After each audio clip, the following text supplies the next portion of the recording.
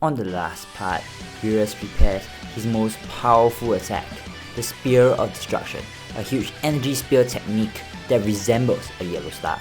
He used this attack during his climax battle against Super Saiyan God Goku, while facing him above planet Earth. Due to Goku and Vegeta training more frequently together, this version of Goku is quite a bit stronger than his canon self. Beerus hasn't been this excited in a while, and is holding back less than he intended to in this last attack. However, before he could unleash it, the Grand Supreme Kai appears right in front of Beerus. Beerus immediately dismisses the attack, yelling at the Grand Supreme Kai to get out of his way. However, the Grand Supreme Kai doesn't do so, stating that he will not move an inch until Beerus promises to leave Earth. Beerus is fuming, however, he does nothing as he gritted his teeth and leaves the planet. The Grand Supreme Kai smiles.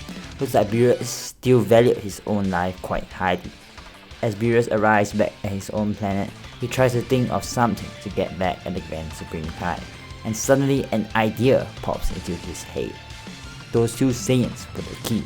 So when Whis goes back to Earth under Beerus' orders this time around, Vegeta actually automatically approaches Whis as usual. Goku wasn't as respectful, but he passes Whis some of his freshly farmed lettuce.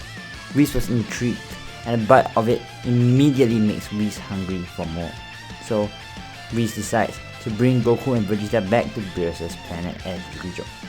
The training begins, and Goku attains Super Saiyan Blue rather quickly. However, Vegeta was much further ahead of Goku. He had trained on Yadrat earlier, and now he actually advances faster than Goku and attains Blue Evolution. Now, the Resurrection F arc is actually pretty simple. Goku by himself is enough this time around and eradicates Frieza immediately. So next up, we move into the Universe 6 tournament. As usual, Goku and Vegeta go into the hyperbolic time chamber to train, and Boo ends up falling asleep during the written test. Goku beats Botamo, however loses to Frost due to Frost cheating with poison. Vegeta then clean sweeps the rest of Universe 6, which includes Frost, Vegeta as well as Kaba. Now the last fight, Vegeta vs Hit. Will Vegeta get completely destroyed like in canon, or will his Blue Evolution power up as well as his Yadrat training help give him an edge over Hit? Well, these are questions we'll answer today on Dragon Ball Super. Let's get straight into the video.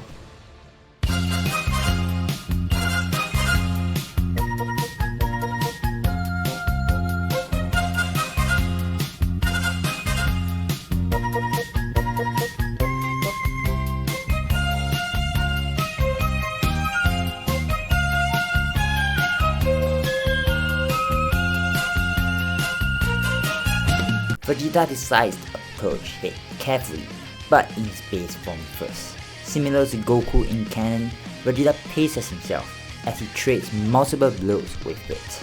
Initially, Vegeta couldn't land a single blow on Hit. Hit's time skip was simply too unpredictable, and Vegeta just ends up getting pummeled and punched around. Vegeta did not understand or even know what technique Hit was using. However, because of his spiritual sensing ability due to his training on Yadrat, Vegeta was actually slowly getting accustomed to Hit's time skip.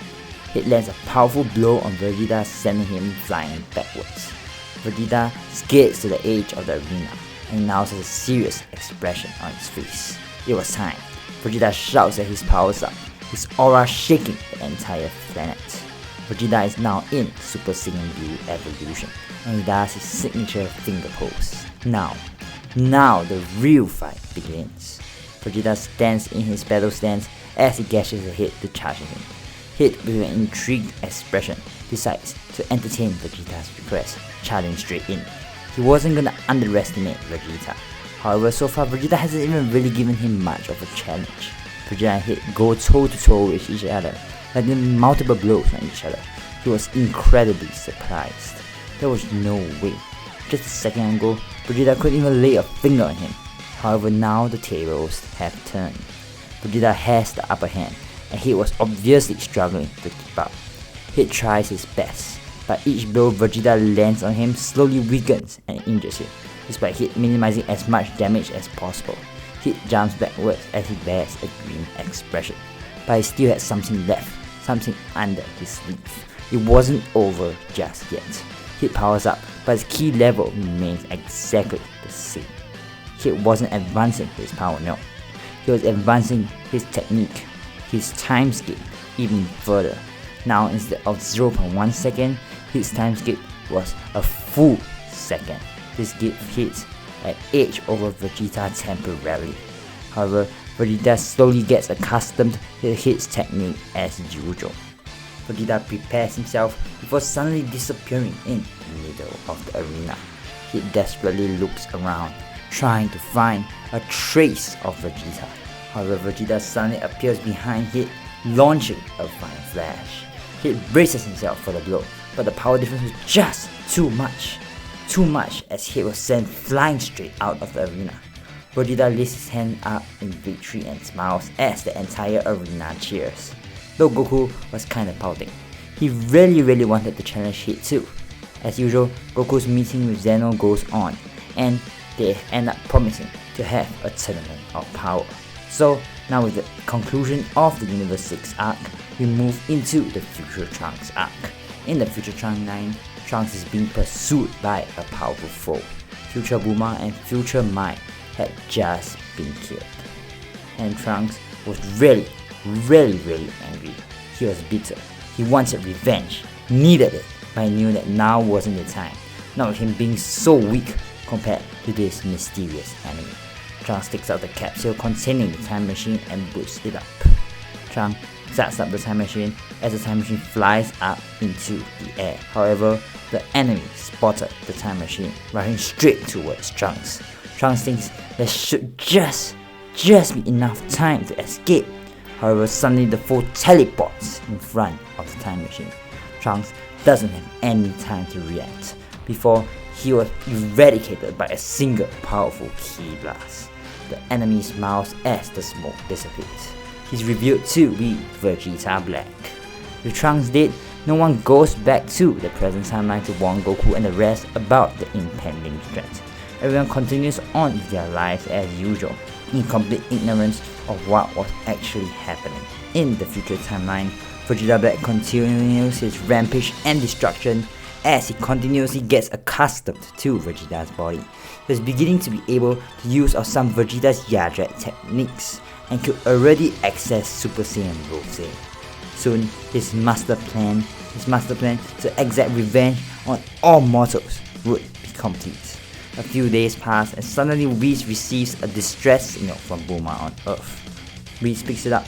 However, Bulma doesn't even get a word out before the signal suddenly cuts off. Whis informs Goku and Vegeta of this, and Vegeta and Goku decide to investigate as they teleport to Earth along with Whis and Beerus using the instant transmission. What they see and witness shocks them to the core. Fire, ruins, utter destruction everywhere around Earth. They also felt a sinister presence along with multiple other ski signatures close by. They immediately tried to rush over to the scene. What was happening at the scene currently was Vegeta Black fighting some of the Z fighters. 17, 18, Krillin, Piccolo and Gohan tried to hold him off. However, Vegeta Black was just toying with them. Vegeta Black feels Goku and Vegeta's key signatures close by and decides it was time to end this pointless fight, as he manages to kill Krillin and 18 in one fell swoop. 17, Piccolo and Gohan shake in anger. However, there was nothing they could do. Goku and Vegeta arrived and they were shocked. Someone who looked exactly like Vegeta. Vegeta Black smiles. His plan was falling into place. Now the ultimate confrontation begins. Vegeta Black versus Goku and Vegeta. Who will win this fight? Will it be Vegeta Black who will exact his Zero Muscles plan, or will it be Goku and Vegeta who will save the day as usual? And how about future Zamasu? Where was he? Well, these are all questions we'll answer in the next part on Dragon Ball Super.